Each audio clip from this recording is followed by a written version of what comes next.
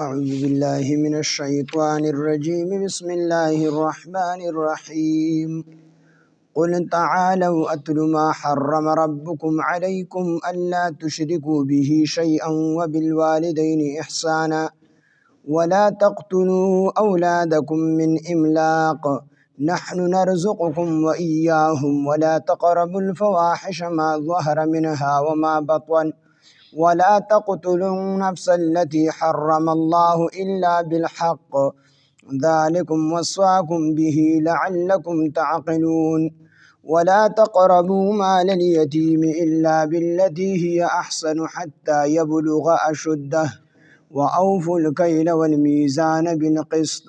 لا نكلف نفسا إلا وسعها وإذا قلتم فعدلوا ولو كان ذا قربى وبعهد الله أوفوا ذلكم وصاكم به لعلكم تذكرون وأن هذا صراطي مستقيما فاتبعوه ولا تتبعوا السبل فتفرق بكم عن سبيله ذلكم وصاكم به لعلكم تتقون ثم آتينا موسى الكتاب تماما على الذي أحسن وتفصيلا لكل شيء وهدى ورحمة لعلهم بلقاء ربهم يؤمنون صدق الله العظيم رب اشرح لي صدري ويسر لي أمري واحلل عقدة من لساني يفقه قولي رب زدني علما سبحانك لا علم لنا إلا ما علمتنا إنك أنت العليم الحكيم سورة الانعام اتم سپارہ آیات نمبر 151 قل او فرمایو ته اے پاک حبیبا تعالو چتا سراشه تعالو لفظ دې دا په اصل لغت کې دی ته وی چې یو کس بروي او کته والته आवाज وکړي چې تاسو زما خواله راشي او د دې کته خلکو په دې आवाज کې او په دې بر ورتلو کې پیدا وي نو اصل لغت کې تعالو دې ته ویل شي نو دکشن نبی علیه السلام ته الله فرمایي چې د خلکو ته وایي چې راشه هغه احکامات طرف ته چې الله جل جلاله تاسو ته بیاني نو دې کې اشاره دې طرف ته کو سوق په دې چې کوم سيزونه بیانېږي نو په دې کې 15 سيزونه دا اوامر دي الله حکمونه کې دا کارونه وکي او 15 پکې نواهی دي الله منګي د 15 سيزونه نو وسوک چې د دې نه بچ شي نو دته الله اوچته درجه ورکي اعلی درجه بوته الله پاک جل شانه ورکي کعب احبار دا کوم دی او ډیر لوی عالم د تورات تیر شوی دی لومبي يهودي او تورات عالم ورستي بیا اسلام قبول کو ایمان وروړ دی فرمای چې دا کوم سيزونه چې قران مجید کې بیان شوی دا په تورات کې بیان شو دا څومره دا کوم سيزونه لس سيزونه دي کې بیان شوی دي نو د 15 ممانعت راغلي دي او د دې لس حکم راغلي دي الله فرمایي چې دا کارونه کوي عبد الله ابن عباس رضی الله عنهما فرمایي چې دا آیات محکمات دا کوم سيزونه چې دي کې تیر شوی دي دا د حضرت آدم علیه السلام نه راواخلي تر رسول الله صلی الله علیه وسلم پورې څومره انبیاء علیهم السلام چې تیر شوی دي د ټولو په شریعتونو کې دا احکامات دا سيزونه وو او یو شریعت د سن نه تیر شوی چې باغې کې دا حکمونه دا منسوخ شي او دغه رنګي عبد الله ابن مسعود رضی الله عنه فرمایي چې نبی علیه کوڅوک د نبی علیه السلام د سی وصیت نامه لیدل غواړي چې باغې د نبی علیه السلام مخر لګیدلی وي نو هغه دا احکامات تی دا آیاتونه نو دغه الله حکم کوي قل او فرمایله وته اے پاک حبیبه تعالو چې تاسو راشئ اتلو چې ز تلاوت کم ما هغه حرم چې حرام کړی دي ربکم رب تاسو علیکم پتا سو باندې هغه سيزونه درته او خیمه چې تاسو رب تاسو باندې حرام کړی دي نو باغې ګړم باندې الله تشرکو دا چې تاسو شریک م جوړاوي به د الله سره شیئا اسی دا الله سره به هیڅ شریک نه جوړای دا الله سره به هیڅ شریک نه جوړای نه به وړو کې شریک جوړای نه به لوی شریک جوړای نه به د الله سره څوک په ذات کې شریک ګرځي او نه به د الله سره څوک په صفاتو کې شریک ګرځي. نو دا کار بنه کوي الله تشرکو دا چې تاسو شریک مګرځوي به د الله تعالی سره شیئا هیڅ چیز د الله سره به شریک نه ګرځي. دویم وبالوالدین احسانا او د خپل والدینو سره به احسان کوي. احسان نو د نه دی ویل شي وخی بینا رټي بینا احسان به ور سره کوي مطلب اغي به خوشاله کوي د اغي سره به خېګړه کوي. بلکې قرآن مجید کې الله فرمایي ولا تقل لهما اف اف قدرې به ورته نه کوي. اف د دې مختلف تفسیرونه شوي دي خو یو تفسیر دا دی چې اف نه مراد دا نه دی چې تعالی غوسه در شي ته مور او پلار ته چې اف دا مراد نه دی. مراد دا دی چې تا باندې کله تکلیف وي تکلیفو نو د خپل مور پلار مخ کې به زرګې قدرې نه کوي. دا خپل تکلیف در نه ختم که خو بهر دغه اظهار مکوه ځکه کو تا ته تکلیف وي نو ستانه زیات تکلیف ستا مور او پلار ته وررسي نو د هغې په مخ کې د تکلیف ته وجې نه زرګې قدرې مکوه. وبالوالدین احسانا او د خپلو والدینو سره احسان کو. نبی علیه السلام خیره هم کړې ده چې تباه و برباد دي شي هغه کس چې څوک د بوډاوالي په حالت کې مور پلار یا یو د دوی نه عمومي او د دې دومره خدمت اونږي چې باغی باندې خپل ځان جنت ته ور داخل نه نو دا کس ته تباه و برباد شي. جبرئیل علیه السلام خیره کړله او نبی علیه السلام په آمین وی. نو دا آسان کار دی د مور او پلار په خدمت باندې جنت ته ځکه چې مور او پلار ته لږ غونډه کې خدمت کو لږ غونډه کې نو هغه په منونو دعاګانې درته وکړي چې الله دې جنتی کا الله دې روس خیسته کا نو الله به جنت ته داخلي. یو استاد به هغه به د مور پلار رضا کول ډیر آسان کار دی. درزن کېلې راوړه او دې مور له ورکا چې دا مثال راوړي نو چې هغه واري هغه یو کلم ځان نه خوري اټولې وستا په بچو باندې تقسیم کی. وبالوالدین احسانا او د خپل والدینو سره احسان کوي. ولا تقتلوا او تاسو مقتلوي اولادکم خپل اولاد خپل بچیان من املاق د غریبۍ د وجنه د لوږې د وجنه. مشرکین خپل بچیان وجل چا به د غیرت په نوم باندې وجل چې کله جنایه به وه نو دا به سبب یا بل ته ودیږي او دا به زمونږ دپاره یو عاري یو شرم به وي. خلک په تپوس کړي نو د دې وجې به ماشومانې وجلې. بعضو به الکان او جینکۍ ګډ وډ وجل د دې وجې نه چې هغې به وي دي له بیا رزق څوک ورکوي.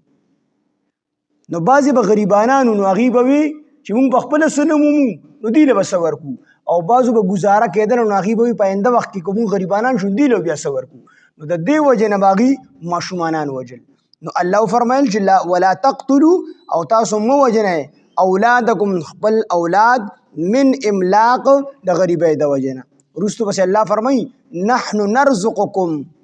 مونږ رزق درکو تاسو ته و ایاهم او ستاسو دې بچیانو ته مونږ رزق ورکو. رزق تاسو نه ورکوئ. نو د بچیانو وجل په ډېرو قسمونو سره دي. بعضې حملونه ضایع کي نو دا هم د بچیانو وجل دي او بعضې د دین نه لرې وساتي نو دا معنوي وجل دي. د پیسو د خاطره د دین نه لرې وساتي نو دا هم معنوي وجل دي د خپل بچیانو. نو دا وجل چې کوم سړی خپل بچیان د دین نه لرې وساتي نو دا وجل د نورو نه خطرناک دي ځکه چې مشرکینو خپل بچي وجلل په ماشومتوب کې نو ماشومتوب کې به مړه کړل نو راجح کول دا دی چې د مشرکینو کم نابالغه اولاد دي به جنت ته ځي. اختلاف پکې شته دی خو راجح چې کم کول دی هغه دا دی چې کوم د مشرکینو نابالغه اولاد دي دی به الله جنت ته ورداخلي. خو کوم چې مسلمانان دي یا دی بالغان شو دي ته د دین نه لرې وساتل نو خامخا به جهنم ته ځي. نو دا وجل خطرناک دي. نو خپل بچیان وجنوم نه او دا د دین نوم لري نه ساتو د دین پوهه ورته خامخا ورکو. ولا تقتلوا تاسو مه وجنئ اولادکم خپل اولاد من املاق د غریبۍ د وجنه نحن نرزقکم مونږ رزق درکو تاسو ته و ایاهم او دوی ته هم رزق ورکو نه تاسو بچیانو ته هم رزق ورکو. ولا تقربوا او تاسو مور نږدې الفواحش بحیایۍ ته بدکارۍ ته ما هغه ظاهره چې ښکاره وي منها د دې نه وما بطونه او هغه چې پټه وي. نو که پټه بدکاري وي او که ښکاره بدکاري وي نو ښکاره دا دی چې نظر ورته هم مه کوه ګوره هم مه پردی تور سرې ته دا ښکاره بدکاري ده. پټه بدکاري دا ده چې بدکاری هم مکوه زنا هم مکوه. او بعضې مفسرینو لیکلي دي چې مشرکین مکه هغوی به ښکاره بدکاري کول، ښکاره زنا کول، دا به چې کوم دی شرم ګڼو، دا به غیب ګڼو او په دې به یو بل ملامته کو. خو پټه بدکاري دا به شرافت ګڼو. یا چې کوم خاص خلک به خواص هغوی به بدکاري کول نو هغه به شرافت ګڼو، هغه به بده نه ګڼله. د دې وجې نه الله فرمایل کو پټه بدکاري کو ښکاره بدکاري خو دې ته الله وي مور نږدې کېږئ. ولا تقربو او تاسو مور نږدې کېږئ الفواحش بدکارۍ ته، د بې حیا کار ته، ما هغه ظاهره چې ښکاره وي منها د دې بدکارۍ د کار نه، وما بطن او هغه چې پټ وي. ولا تقتلوا النفس او تاسو مو وجنئ یو نفس، ولا تقتلوا او تاسو مو وجنئ النفس هغه نفس التي هغه نفس حرم الله چې الله حرام کړی دی هغه نفس په تاسو باندې، الا بالحق مگر هغه چې په حق باندې وي. د چا یو قسمه قتل دا چې کوم دی جایز نه دی سوا د دریو دغه نه، د دریو قسمو قتلونو نه. یو ارتدادن چې دی یو سړی قتل کو دا جایز دی، قصاصا او دغه رنګ حدن. ارتدادن دا دی چې یو سړی مرتد شو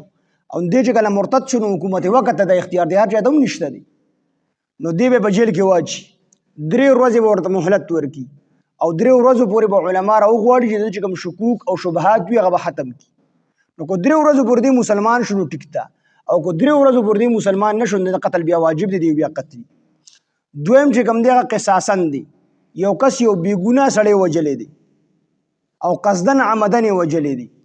نو دې چې وجلی نو د په بدله کې به دې قتلیږي، دې ته قصاصن وي. خو دا به هم حکومت وقت کې سړی په خپله باندې بدل نه اخلي. او دریم حدن، یو سړی دی شادي شده دی او د بدکاري کړې ده، په خپله اقرار وکړو یا په ده باندې 4 ګواهانو ګواهي وکړي چې د بدکاري کړې ده. تاسو ته ما ویلي چې ګواهي به هم داسې نه ورکړي چې موږ دغلته دواړه ولیدل دې دواړه دغلته پټ شي، داسې ګواهي نه، بلکې داسې ګواهي چې کالمیل فی المکحلتې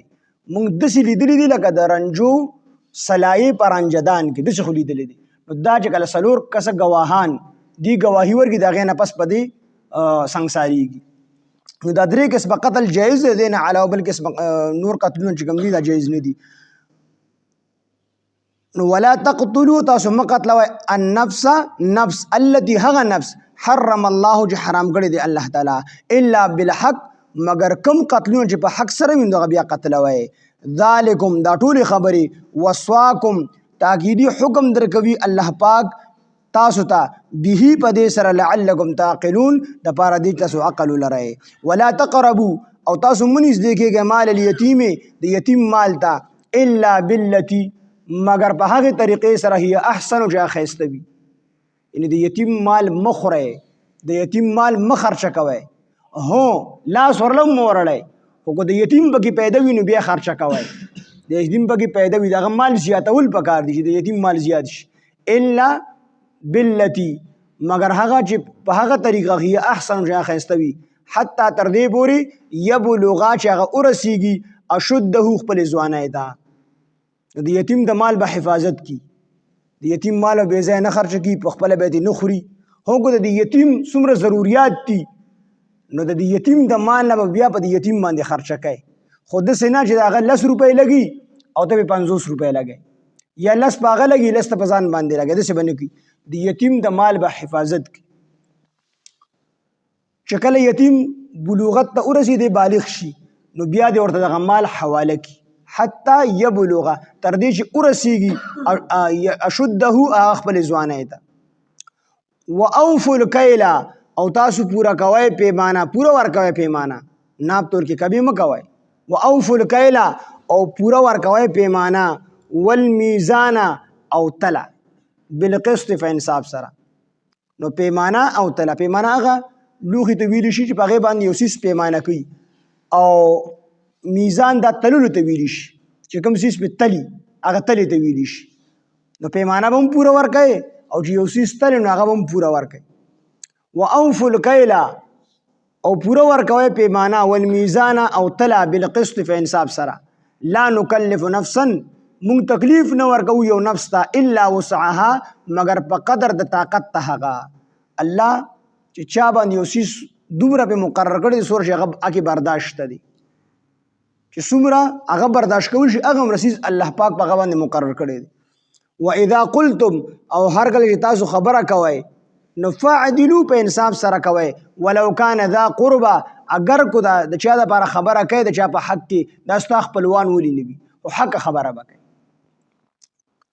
وبعهد الله وعده د الله تعالی اوفو پورا کوي. ذالکم دا خبره وصواکم وصیت کوي تاکیدی حکم کوي الله پاک تاسو ته به په دې سره لعلکم تذکرون د پاره دې تاسو نصیحت قبول کړئ. وان هذا صراطي او رسول الله فرمایي وان هذا او دا صراطي دا لار دا زما لار دا وان هذا صراطي او بشک دا زما لار دا مستقیما زما دا لار نیغه دا فتبعوه تاسو اتباع کې زما د لار ولا تتبعوا السبل او تاسو اتباع مکوئ د نور لارو فتفرق بكم پس جدائی بر راولی په تاسو باندې فتفرق پس جدا بکی بكم تاسو لرا عن سبیله د صحیح لارنا. الله وی زما دا کمی خبر چې با ذکر ډېر زما لار ده د دې تابعداري کوئ او د نور لارو تابعداري مکوئ. کو چې تاسو د نور لارو تابعداري شروع کړئ نو زما د لار نه مګډوډ شي. ذالکم وصواکم په دې خبرو سره وصواکم تاکیدی حکم کوي الله پاک تاسو ته به په دې سره لعلکم تتقون د پاره دې تاسو پرهیزګار شي. ثم اتینا الله بیا ورکړي موسی کتاب موسی علیه السلام ته کتاب تماما د پاره د پوره کولو د نعمت علی الذی په هغه چا باندې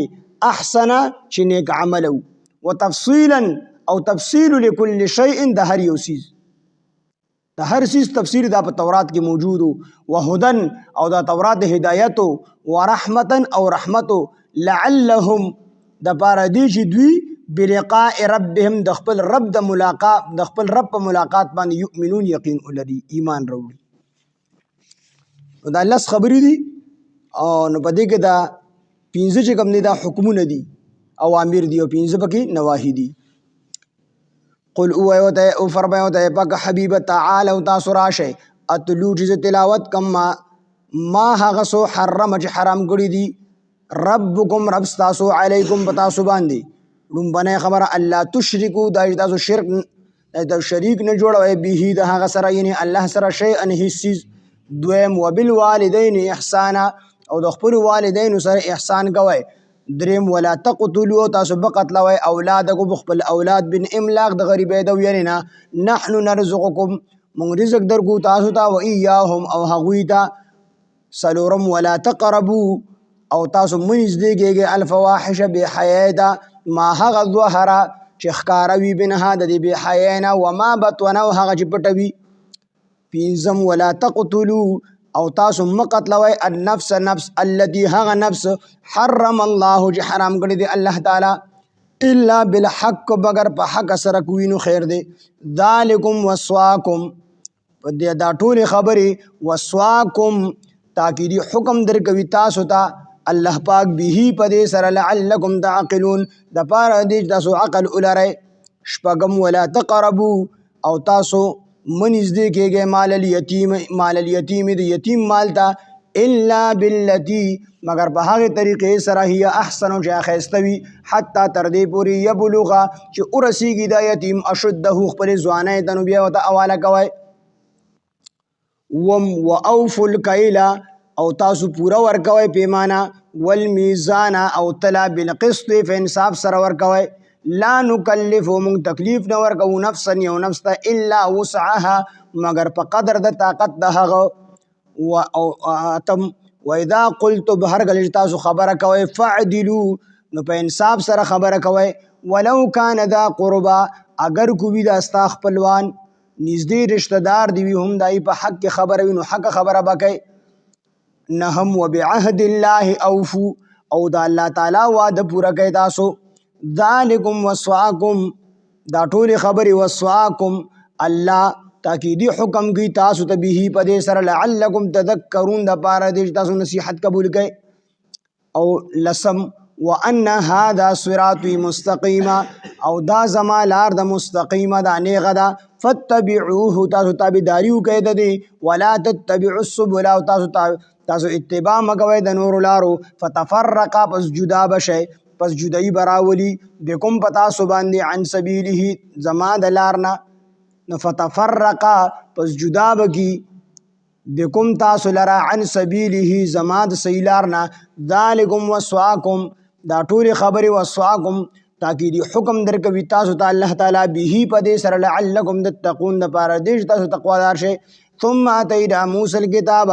بیا مون ورکړو موسی علیه السلام ته کتاب یعنی تورات تماما د پاره د پورا کولو د نعمت علی الذی په هغه چا چې احسن نیک عمل وي وتفصیلا او تفصیل لكل شیء د هر یو شی وهدن او هدایت ورحمتا او رحمت لعلهم د پاره دې چې دوی بلقاء ربهم د خپل رب په ملاقات باندې یؤمنون ایمان راوړي. قل او فرمایده پاک حبیب تعالوا تاسو راشه اتلو چې تلاوت کما اما هغه سو حرما چې حرام کړی دی ربکم رب تاسو علیکم بتاسو باندې الله تشرکو دا چې تاسو شریک بن جوړوي به د هغه سره یعنی الله سره شی ان حصيز او بالوالدین احسان او د خپل والدین سره احسان کوي ولا تقتلوا اولادکم تاسو بقتلوي اولاد خپل من املاک د غریبې د وجنه نحن نرزقکم و ایاهم مونږ رزق درکو تاسو ته و ایاهم او دوی دې نه سو بچیانو ته هم مونږ رزق ورکو ولا تقربوا الفواحش او تاسو بنځ کې د بی حیا کار تا ما هغه ظهر اخکاروي من هذا بی حیا د کارنا وما بطن او هغه چې پټوي ولا تقتلوا النفس التي او تاسو مقتلوي هغه نفس حرم الله چې حرام کړی دی الله تعالی الا بالحق مگر هغه چې په حق سره وي ذالکم وسواکم دا ټول خبرې تاکہ دی حکم درګی تاسو ته الله تعالی به پدې سره لعلکم تعقلون د پاره دې تاسو عقل ولرئ ولا تقربوا تاسو بنځ دی کېږي مال الیتیم دی یتیم مال تا الا بالذی مگر په هغه طریقې هي احسن چې خیستوي حتی تر دې پوری یبلغ جیاتیم ورسیږي اشده خپل ځوانای تا واوفوا الکیل او تاسو پورا ورکوي پیمانه والمیزان او طلب القسط په انصاف سره ورکوي لا نکلف بون تکلیف نه ورکو نفسا یو نفس الا وسعها مگر په قدر د طاقت د هغه واذ قلت واذا قلتم هرګل تاسو خبرې کوي فعدلوا په انصاف سره کوي ولو کان ذا قربا اگر کو دا ستاسو نږدې رشتہ دار وي داغي د پاره خبر راشنو په انصاف سره کوا د رشتہ داري خیال مساتا وبعهد الله وعده الله تعالی اوفو تاسو پورا کوي ذالکم وسواکم دا ټول خبره وسواکم الله تاکي دی حکم درګي تاسو ته به پدې سره لعلکم تذکرون د پاره دې چې تاسو نصیحت قبول کړئ وان هذا صراطي مستقیما